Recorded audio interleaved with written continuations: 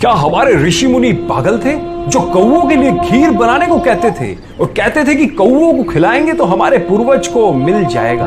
नहीं, हमारे ऋषि मुनि बहुत ही क्रांतिकारी विचारों के थे। यह है सही कारण। जैसा कि आप जानते हैं कि पितृपक्ष के दिनों में कौओं को पितरों का प्रतीक मानकर भोजन कराया जाता है।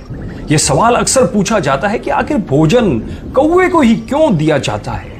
यहाँ कुछ ऐसे ही जवाब और रियल फैक्ट्स हम आपको देने जा रहे हैं जिससे आप जान सकेंगे कि भारत की प्राचीन सभ्यताओं में कौवे को इतना महत्व क्यों दिया गया है और पौराणिक कथाओं में कब कब कौवे का जिक्र आया है।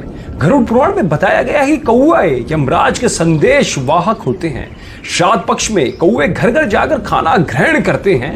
इससे यमलोक में स्थित पितृ देवी देवताओं को तृप्ति मिलती है। लेकिन इसका एक और वैज्ञानिक कारण है और वो है बरगद और पीपल के वृक्ष।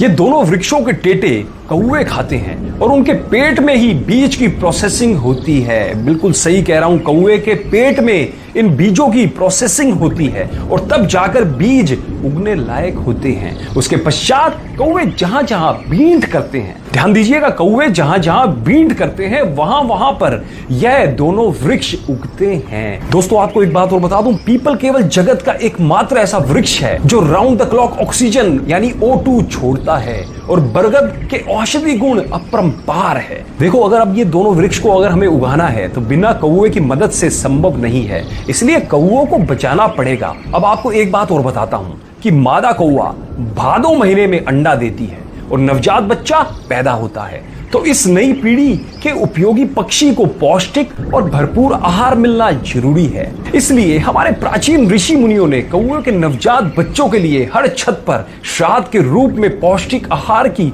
व्यवस्था कर दी थी, जिससे कि कौओं की नई जनरेशन का पालन पोषण हो जाए। इसलिए दिमाग दौड़ाएं, श्राद्ध करना प्रकृति के रक्षण के लिए नितांत आवश्यक है। ध्यान रखना, जब भी बरगद और पीपल के पेड़ को देखो तो अपने पूर्वज तो याद आएंगे ही, क्योंकि उन्होंने श्राद्ध दिया था। इसलिए ये दोनों उपयोगी पेड़ हम देख रहे हैं। एक बात और बोल देता हूं, कुछ लोग जो कि सनातन धर्म पर उंगली उठाते हैं, सनातन धर्म पर उंगली उठाने वालों, पहले सनातन धर्म को जानो फिर उस पर उंगली उठाओ। जब आपके विज्ञान का कुछ भी नहीं था, हमारे सनातन धर्म को पता था कि किस बीमारी का इलाज क्या है, कौन सी चीज खाने लायक है, कौन सी चीज खाने लायक नहीं है। अतः ज्ञान का भंडार है हमारा सनातन धर्म। हमारे समस्त वेदों में, हमारे समस्त पुराणों में ज्ञान का भंडार भरा पड़ा है और उनके नियम विदेशी शिक्षा पद्धति में पढ़ के केवल अपने पूर्वजों ऋषि मुनियों के नियमों पर उंगली उठाने के बजाय उसकी गहराई को जानिए और आपको पता लग जाएगा कि वो लोग कितने वैज्ञानिक थे।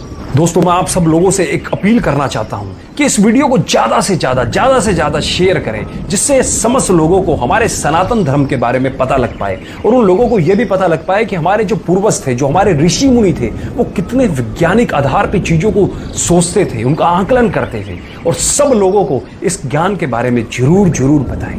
धन्यवाद।